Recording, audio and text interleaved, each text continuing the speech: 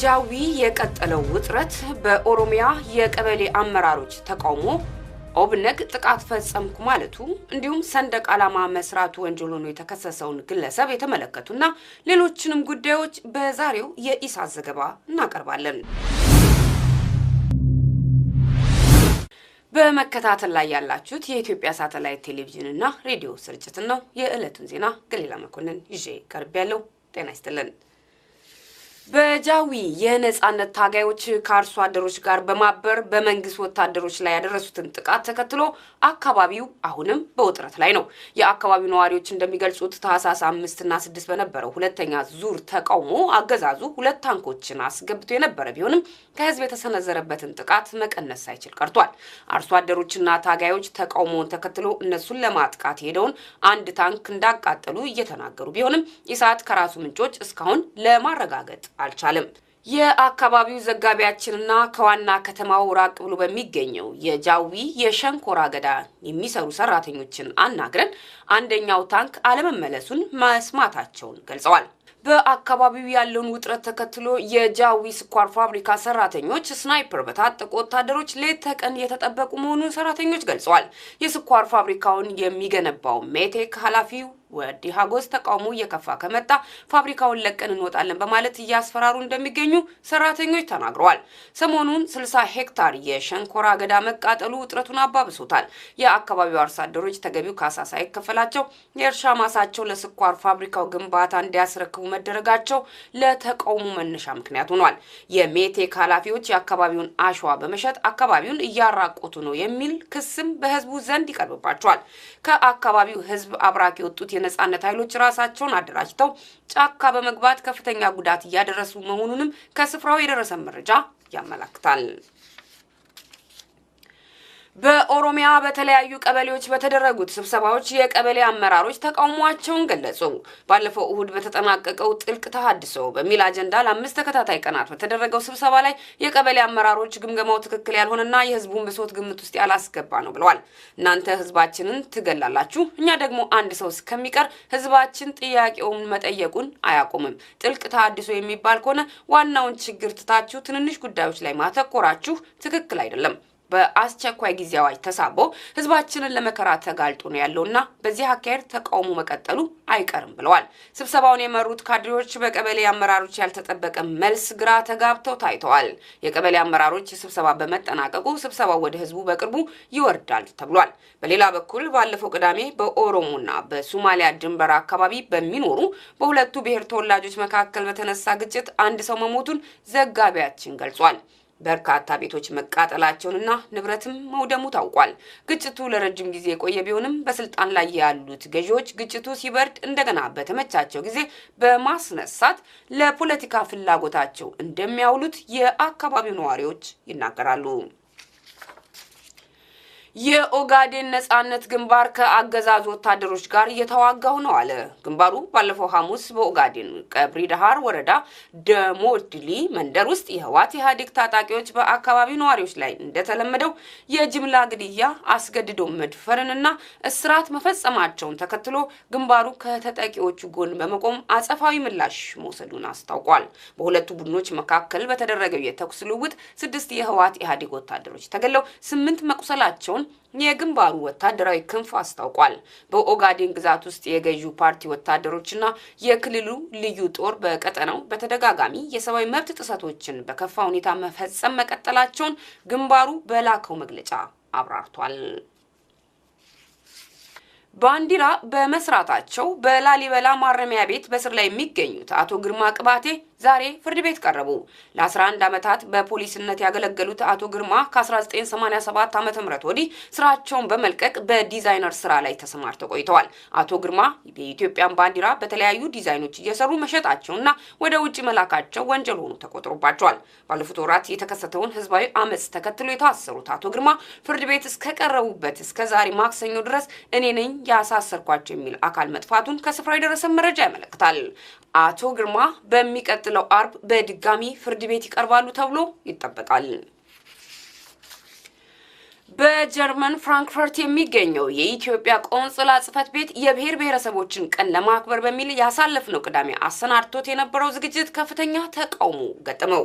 ዝግጅቱን ሰፋ ባለ አዳራሽ ለማክበር ኤምባሲው ዘመናዊ አዳራሽ ተከራይቶ የነበረ ቢሆንም አዳራሹን ያከራየው ድርጅት የኢትዮጵያውያን አገዛዝ ወንጀሎች የሚያሳዩ ማስረጃዎች ከቀረቡለት በኋላ የኪራይ ውሉን በመሰረዙ ዝግጅቱ ቆንስላ ጽሕፈት ቤት ውስጥ በሚገኝ አነስተኛ የኮንፈረንስ አዳራሽ ውስጥ ማካሄድ ግድ ሆኖበታል። ኃይሉ ማሞ ዝርዝር አለው።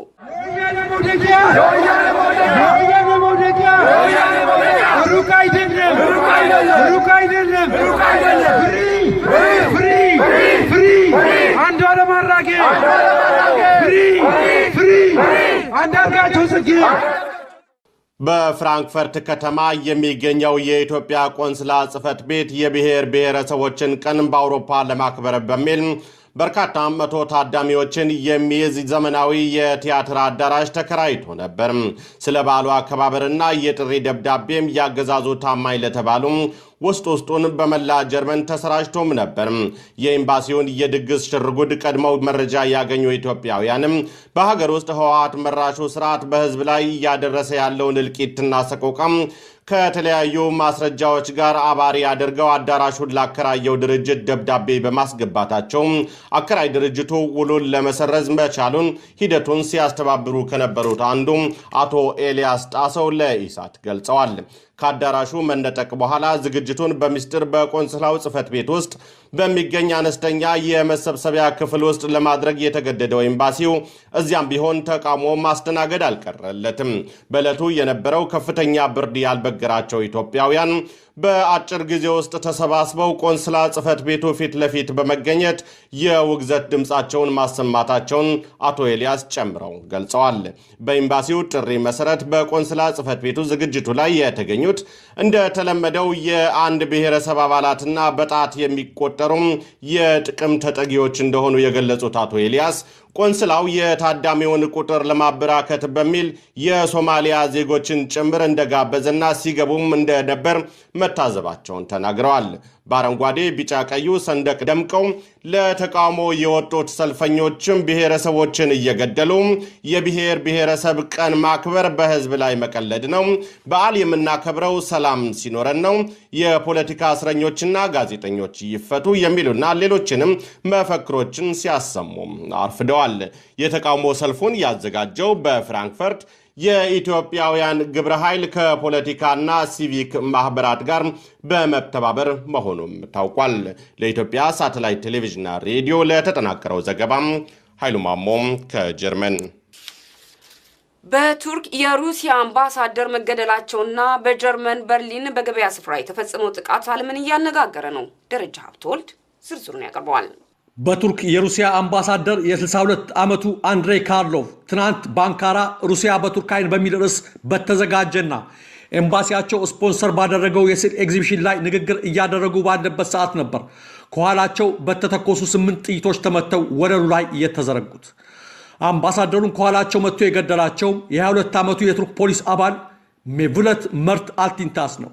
ይህን ዓለምን ያስደነገጠውን ክስተት ተከትሎ የቱርክ ፕሬዝዳንት ሪሴፕ ኤርዶጋን ጥቃቱ በሀገራቸው ቱርክና በሩሲያ መካከል ያለውን ግንኙነት ለማበላሸት የተቀነባበረ ሴራ እንደሆነ ተናግረዋል። የ22 ዓመቱ ፖሊስ የፖሊስ መታወቂያውን በመጠቀም ሲቪል ልብስ ለብሶ ወደ ስዕል ኤግዚቢሽኑ በመግባት አምባሳደሩን ተኩሶ ከገደለ በኋላ ስለ አሌፖ እንዳትረሱ፣ ስለ ሶሪያ እንዳትረሱ በማለት እየጮኸ ከመናገሩም በላይ በአረበኛ አላሁ አክበር ወይም አላህ ታላቅ ነው ሲል ተሰምቷል። ሁሬት የተሰኘው የቱርክ ጋዜጣ ደግሞ በምዕራባዊያ ቱርክ ከተማ በሲኬ በ1994 የተወለደውና በፖሊስ ልዩ ማሰልጠኛ ትምህርት ቤት በመማር የቱርክ ፖሊስ አባል ሆኖ ሲያገለግል የቆየው አልቲንታስ ከጤና ችግር ጋር በተያያዘ ከፖሊስ አባልነቱ መልቀቁን አስነብበዋል። ከዚህም በተጨማሪ አንዳንድ የቱርክ ሚዲያዎች የ2 ዓመቱ አልቲንታስ በዩናይትድ ስቴትስ ከሚደገፈውና ፈቱላህ ጉለን ከተሰኘው ንቅናቄ ጋር ግንኙነት ሳይኖረው እንደማይቀር ቢጽፉም የቱርክ መንግስታዊ ሚዲያዎች ግን ገዳዩ ቀደም ሲል ከማናቸውም ሽብርተኛ ድርጅቶች ጋር ግንኙነት እንዳልነበረው አስተባብለዋል። ጥቃቱን ተከትሎ የሩሲያው ፕሬዝዳንት ቭላዲሚር ፑቲን በሰጡት መግለጫ ከጥቃቱ ጀርባ ያሉት ሁሉ ከባድ ዋጋ እንደሚከፍሉ ያስጠነቀቁ ሲሆን ድርጊቱን በማጣራትና በመመርመር በኩል የሩሲያ ደህንነት ኃይላት ከቱርክ መርማሪዎች ጋር ተቀናጅተው እንዲሰሩ ለሪሴፕ ኤርዶጋን ያቀረቡት ጥያቄ ተቀባይነት አግኝቷል። የአውሮፓ ህብረት፣ ዩናይትድ ስቴትስ፣ ጀርመን፣ ፈረንሳይና ሌሎችም ሀያላን አገራት ድርጊቱን አጥብቀው አውግዘዋል። ቱርክ የሩሲያን የመንገደኞች አውሮፕላን መታ በመጣሏ ምክንያት በሁለቱ ሀገራት መካከል ተፈጥሮ የነበረው ከፍ ያለ ውጥረት ብዙም መርገሙ ሳይነገርለት የኛው ክስተት መደገሙ በፖለቲካ ተንታኞች ዘንድ የሀገራቱን ግንኙነት ወደ ከፋ ደረጃ ያደርሰዋል የሚል ስጋት መፍጠሩ አልቀረም። ሩሲያና ቱርክ በሶሪያ ጉዳይ የውክልና ጦርነት እያካሄዱ የሚገኙ ሲሆን ቱርክ ለአማጽያኑ ድጋፍ ስትሰጥ ሩሲያ ደግሞ ከፕሬዝዳንት በሽር አልአሳድ ጎን ቆማለች። ሶስቱ ሀገራት ማለትም ሩሲያ፣ ሶሪያና ቱርክ በሶሪያ ሰላም ጉዳይ ሊያካሂዱት የነበረው የጋራ ስብሰባ አንድ ቀን ሲቀረው ይህ ጥቃት መፈጸሙም ከጥቃቱ ጀርባ ይህንኑ ስብሰባ ማደናቀፍ የፈለጉ ኃይሎች ሳይኖሩ እንደማይቀሩ እየተነገረ ነው። ይህን ጥቃት ተከትሎ ሩሲያ በቱርክ ለሚገኘው ኤምባሲዋ ጥበቃ ለማጠናከር ተጨማሪ ኃይሎችን ወደ ቱርክ መላኳን የቢቢሲ ዘገባ ያመለክታል። ይህ በእንዲህ እንዳለ በሩሲያ አምባሳደር ላይ አንካራ ውስጥ የተፈጸመውን ጥቃት አጥብቀው ከኮነኑት ሀያላን መሪዎች መካከል አንዷ የሆኑት አንጀላ ሜርከል በጥቂት ሰዓታት ልዩነት ሀገራቸው ላይ አስደንጋጭ አደጋ ተከስቶባቸዋል። በምዕራብ በርሊን በሚገኘውና ብሬት ሼድ ፕላትስ በተሰኘው የገበያ ማዕከል ስፍራ በርካቶች የገና ገበያ እየተገበያዩና እየተዝናኑ በነበረበት ምሽት ነበር ድንገት ከባድ የጭነት መኪና በላያቸው ላይ የወጣባቸው። በአደጋው 12 ሰዎች ሲሞቱ 48 ሰዎች መቁሰላቸውን የገለጹት የጀርመን የሀገር ውስጥ ሚኒስትር የመኪናው አሽከርካሪ ከየትኛውም ኃይሎች ጋር ግንኙነት እንደሌለው ማስተባበሉን ጠቅሰዋል። ሚኒስትሩ ቶማስ ደ ማይዜረ እንዳሉት አደጋውን ያደረሰው ሾፌር የመጣው ከፓኪስታን ሲሆን የጥገኝነት ጥያቄው ገና አልተጠናቀቀም። ቻንስለር አንጀላ ሜርከል በበኩላቸው በእርግጥ እንደተባለው ጥቃት ፈጻሚው ጥገኝነት ጠያቂ ስደተኛ ከሆነ ነገሩ እጅግ አሳዛኝና አስደንጋጭ ሆኗል ብለዋል። ሜርከል አክለውም ለጥቃቱ ተጠያቂ የሆኑ ሁሉ ሕጉ በሚያዘው መሰረት ከባዱን ቅጣት ሊቀበሉ ይገባል ብለዋል። አንጀላ ሜርከል ስደተኞችን አስመልክቶ በሚያራምዱት ክፍት የሆነ ፖሊሲ ሳቢያ ባለፈው ዓመት 890 ሺህ ጥገኝነት ጠያቂዎች ጀርመን የገቡ ሲሆን ይህም የደህንነት አደጋ ያስከትላል በሚል በአገሪቱ ፖለቲከኞች ዘንድ መከፋፈልን ፈጥሮ ቆይቷል። ባለፈው ሐምሌ በስደተኞች 3 የተለያዩ የሽብር ጥቃቶች መፈጸማቸው የአገሪቱን ራስ ምታት ከፍ አድርጎት ቆይቷል። ትናንት በበርሊን የገበያ ስፍራ አደጋ ያደረሰው ፓኪስታናዊ በማምለጥ ላይ ሳለ በሰዎች ጥቆማ መሰረት ከገበያ ስፍራ 2 ኪሎ ሜትር ርቀት ላይ ነው በፖሊስ የተያዘው። የጀርመን ፖሊስ እንዳለው ተጠርጣሪ ሹፌር በገበያተኛው ላይ ከ50 እስከ 80 ሜትር ላይ ድረስ ነው የነዳባቸው። ናቬድ የተሰኘው ይህ የ23 ዓመት ወጣቱ ፓኪስታናዊ ቀደም ሲልም በአነስተኛ ወንጀል በፖሊስ ይታወቅ ነበር። የመኪና ዋነኛ ሹፌር ነው ተብሎ የሚታመነውም ፖላንዳዊው በተጓዦች መቀመጫ ላይ ሞቶ መገኘቱን ፖሊስ ገልጿል። የጭነት መኪናው ባለቤት የሆኑት ፖላንዳዊው አሪኤል ዘውራውስኪ በበኩላቸው ሾፌራቸው ከቀትር በኋላ ከ9 ሰዓት አንስተው እንደጠፋባቸው ተናግረዋል። በድርጊቱ መደንገጣቸውን ያልሸሸጉት ቻንስለር አንጀላ ሜርከል ከክፋት ስጋት ጋር መኖር አንፈልግም ሲሉም ተደምጠዋል። ይሁንና የጀርመን ጸረ ስደተኛ ፓርቲ ከፍተኛ አመራር አባል የሆኑት ማርከስ ፕሬትዜል ለተፈጠረው አደጋ አንጀላ ሜርከልን ተጠያቂ አድርገዋል። ይህ የደረሰው ሜርከል በሚከተሉት ክፍት የስደተኞች ፖሊሲ ሳቢያ ነው በማለት በባቫሪያ የቻንስለሯ እህት ፓርቲ አመራር የሆኑት ሆርስት ሴሆፈር በበኩላቸውም ሜርከል የስደተኝነት ፖሊሲያቸውን ዳግም እንዲያስቡበትና እንዲያጤኑት ጠይቀዋቸዋል። ባለፈው ዓመት ሐምሌ ወር በፈረንሳይዋ ናይስ ከተማ ነዋሪዎችና ቱሪስቶች የባትሴሊ ቀን እያከበሩ በነበረበት ወቅት በተፈጸመ ተመሳሳይ ጥቃት 10 ሕፃናትን ጨምሮ በትንሹ 84 ሰዎች መገደላቸው አይዘነጋም። ለኢትዮጵያ ሳተላይት ቴሌቪዥንና ራዲዮ ለተጠናቀረው ዘገባ ደረጃ ሀብተወልድ ነኝ። የዕለቱ ዜና የእስካሁን ነበር። ስለተከታተላችሁን እናመሰግናለን። ኢሳትን ይደግፉ። ሰላምን ቆዩ።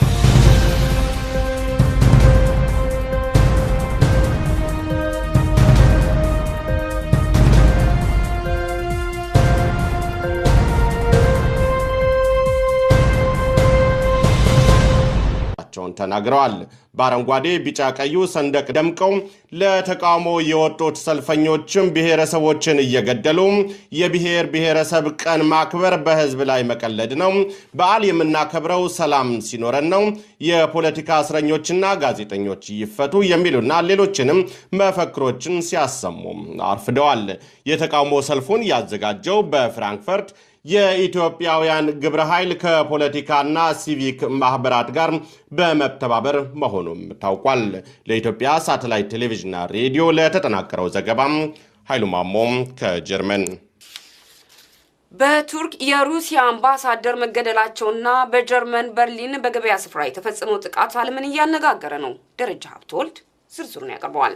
በቱርክ የሩሲያ አምባሳደር የ62 ዓመቱ አንድሬይ ካርሎቭ ትናንት በአንካራ ሩሲያ በቱርክ አይን በሚል ርዕስ በተዘጋጀና ኤምባሲያቸው ስፖንሰር ባደረገው የስዕል ኤግዚቢሽን ላይ ንግግር እያደረጉ ባለበት ሰዓት ነበር ከኋላቸው በተተኮሱ 8 ጥይቶች ተመተው ወለሉ ላይ የተዘረጉት። አምባሳደሩን ከኋላቸው መጥቶ የገደላቸው የ22 ዓመቱ የቱርክ ፖሊስ አባል ሜቭለት መርት አልቲንታስ ነው። ይህን ዓለምን ያስደነገጠውን ክስተት ተከትሎ የቱርክ ፕሬዝዳንት ሪሴፕ ኤርዶጋን ጥቃቱ በሀገራቸው ቱርክና በሩሲያ መካከል ያለውን ግንኙነት ለማበላሸት የተቀነባበረ ሴራ እንደሆነ ተናግረዋል። የ22 ዓመቱ የፖሊስ መታወቂያውን በመጠቀም ሲቪል ልብስ ለብሶ ወደ ስዕል ኤግዚቢሽኑ በመግባት አምባሳደሩን ተኩሶ ከገደለ በኋላ ስለ አሌፖ እንዳትረሱ፣ ስለ ሶሪያ እንዳትረሱ በማለት እየጮኸ ከመናገሩም በላይ በአረበኛ አላሁ አክበር ወይም አላህ ታላቅ ነው ሲል ተሰምቷል። ሁሬት የተሰኘው የቱርክ ጋዜጣ ደግሞ በምዕራባዊ ቱርክ ከተማ በሲኬ በ1994 የተወለደውና በፖሊስ ልዩ ማሰልጠኛ ትምህርት ቤት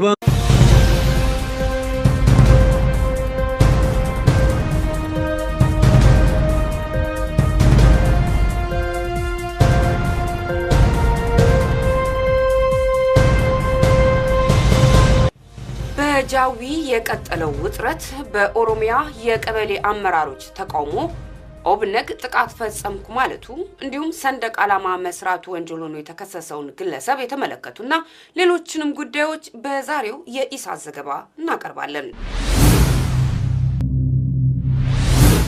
በመከታተል ላይ ያላችሁት የኢትዮጵያ ሳተላይት ቴሌቪዥን እና ሬዲዮ ስርጭትን ነው። የዕለቱን ዜና ገሊላ መኮንን ይዤ ቀርቤያለሁ። ጤና ይስጥልን።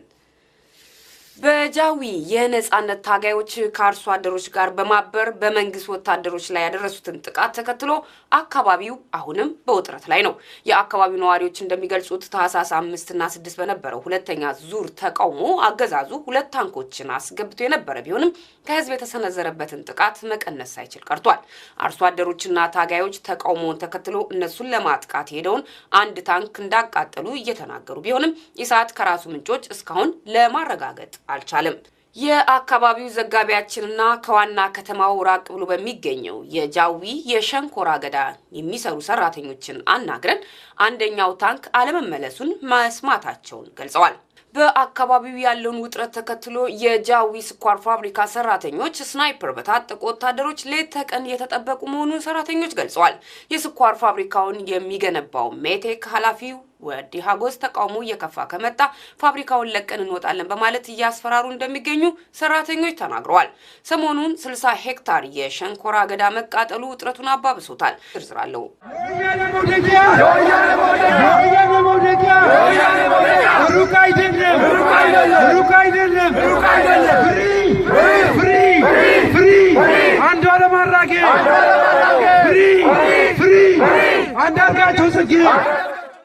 በፍራንክፈርት ከተማ የሚገኘው የኢትዮጵያ ቆንስላ ጽሕፈት ቤት የብሔር ብሔረሰቦችን ቀን በአውሮፓ ለማክበር በሚል በርካታ መቶ ታዳሚዎችን የሚይዝ ዘመናዊ የቲያትር አዳራሽ ተከራይቶ ነበር።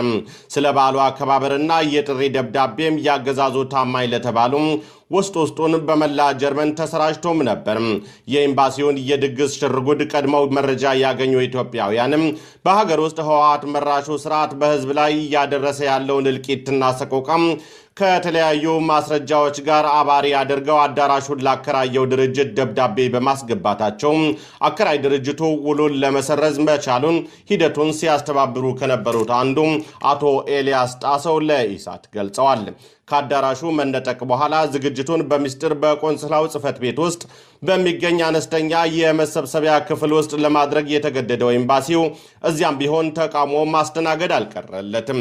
በዕለቱ የነበረው ከፍተኛ ብርድ ያልበገራቸው ኢትዮጵያውያን በአጭር ጊዜ ውስጥ ተሰባስበው ቆንስላ ጽሕፈት ቤቱ ፊት ለፊት በመገኘት የውግዘት ድምፃቸውን ማሰማታቸውን አቶ ኤልያስ ጨምረው ገልጸዋል።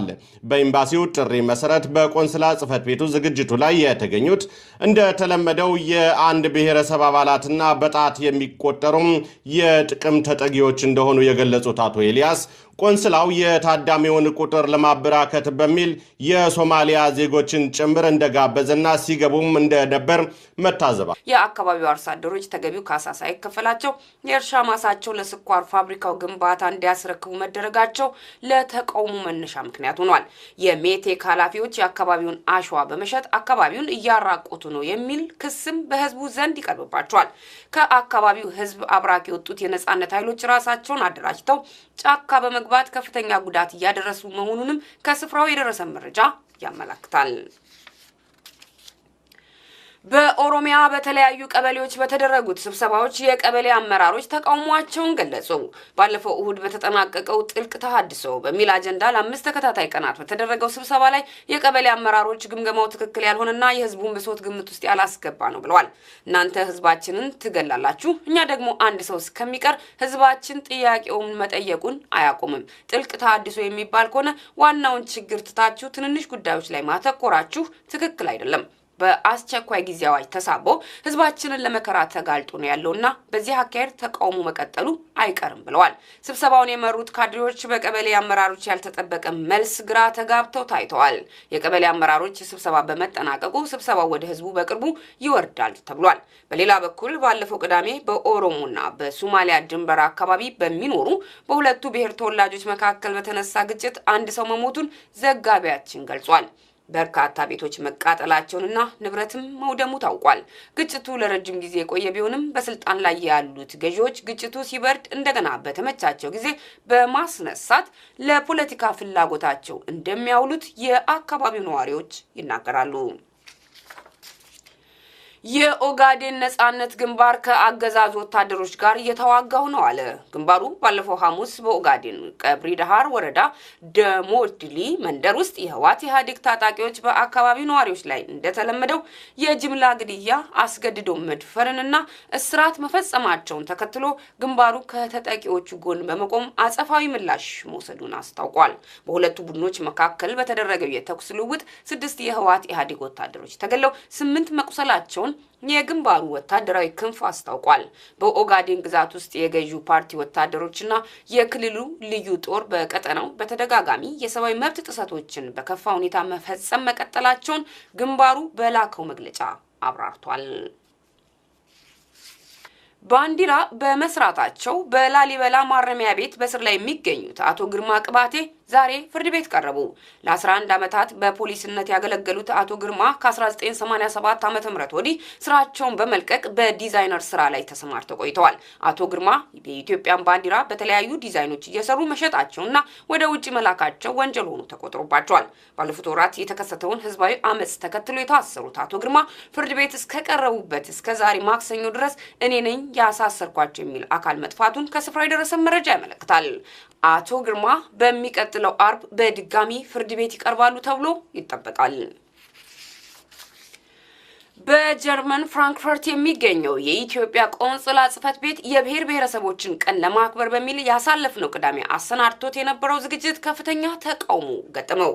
ዝግጅቱን ሰፋ ባለ አዳራሽ ለማክበር ኤምባሲው ዘመናዊ አዳራሽ ተከራይቶ የነበረ ቢሆንም አዳራሹን ያከራየው ድርጅት የኢትዮጵያውያን አገዛዝ ወንጀሎች የሚያሳዩ ማስረጃዎች ከቀረቡለት በኋላ የኪራይ ውሉን በመሰረዙ ዝግጅቱ ቆንስላ ጽሕፈት ቤት ውስጥ በሚገኝ አነስተኛ የኮንፈረንስ አዳራሽ ውስጥ ማካሄድ ግድ ሆኖበታል። ኃይሉ ማሞ